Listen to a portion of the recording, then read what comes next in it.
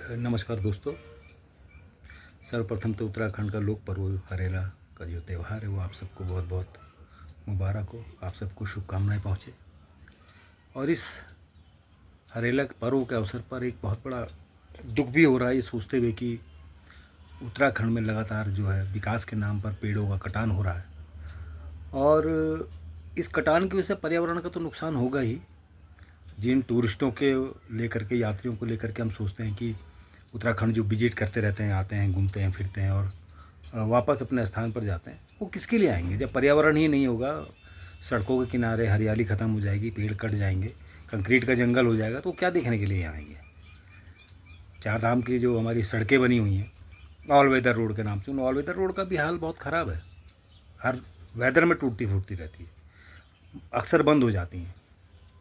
अभी रिसेंटली आपके सामने 4,000 के लगभग जो पेड़ काटे जा रहे हैं देहरादून से ऋषिकेश के बीच के अंदर, और ऋषिकेश के बीच में भी जहाँ पर ये पेड़ काटे जा रहे हैं वहाँ कभी जाम नहीं लगता। मतलब मुझे याद नहीं कि मैंने उस सड़क पर कितने सालों से और कितनी यात्राएं की हैं, मुझे याद भी नहीं है।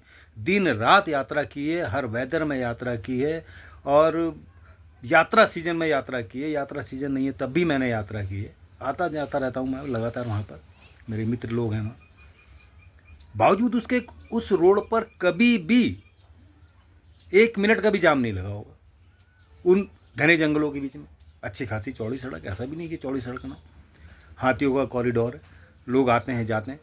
बावजूद उसके उस रोड का जो खासकर भानियावाला से लेकर के और नटराज सिनेमा जो चौक है, नटराज चौक तक, वहाँ के बीच में पेड़ काटने की आवश्यकता है क्या जब वहाँ जाम ही नहीं, किसी प्रकार का अवरोध नहीं, खुला आना जाना है। कहीं किसी प्रकार का अगर रुकावट होती, कोई जाम होता तो बात अलग थी कि भाई आप विकास हो रहा है, ज़रूरतें बढ़ रही हैं तो आपको पेड़ काटना चाहिए। ज़रूरत नहीं है वहाँ पर पेड़ काटने के, बावजूद उसके वो पेड़ काटे जा रहे हैं। क्यों काटे जा रहे हैं, इससे मुझे स्पष्ट जो समझ में आता है, जो सरकार की जो नीतियाँ हैं वो किसी भी रूप में जन विकास के लिए तो नहीं है।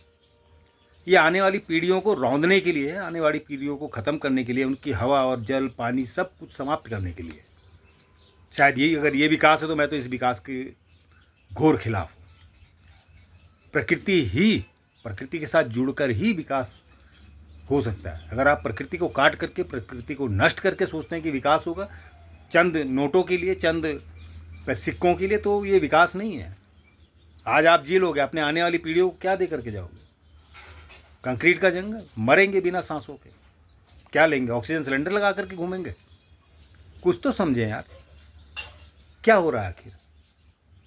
तो मेरा आप सबसे निवेदन है, अब मुझे ये भी मालूम है कि विरोध करके भी कोई फ़ायदा नहीं है, क्योंकि सरकार अगर ठान चुकी है पेड़ काटने तो काटेगी। उसने आसर रोड से लेकर के और देहरादून मोहब्बे आला तक के पेड़ काटे तो काटे। बाईपास के नाम पे पेड़ कट रहे हैं, कटेंगे, कोई रोक नहीं सकता अगर सरकार ने चाह लिया तो। और सरकार क्यों चाह रही है सरकार जाने। बड़ा दुख होता है, मतलब बोलते हुए, सुनते हुए, जिन पेड़ों को हम देखते हैं, जिन पेड़ों को हम समझते हैं, जो हमें हवा, जल, पानी, वायु सब कुछ हमको दे रहे हैं, क्या कर रहे हैं यार? कुछ तो सोचो। और कहाँ मर गए सारे वैज्ञानिक, पर्यावरणविद? मैं नाम नहीं लेना चाहूँगा, बड़े बड़े पद्मश्री हैं उत्तराखंड के अंदर, लेकिन मूर्ख हैं सब। उनको मालूम ही नहीं है कि क्या करना चाहिए, क्या नहीं करना चाहिए। बस पेड़ों को काटो और चुपचाप बैठ जाते हैं, जाकर के सरकार की जी हजूरी करते हैं, सोचते हैं आज पैसा मिल जाएगा, फंड मिल जाएगा, हो जाएगा काम। तो आप फंड इकट्ठा कीजिए पर्यावरणविदों, और मरने दो जंगलों को। तुम भी मरोगे एक दिन, बचेगा कोई नहीं इस धरती के ऊपर। जो जन्म लिया है वो मरेगा, तय है ये। लेकिन अपने पीछे क्या छोड़ करके जा रहे हो ना, तुम्हारी आने वाली पीढ़ियाँ तुमको पीढ़ियों तक गालियाँ देंगी कि ये आप उनके लिए छोड़ करके गए हो।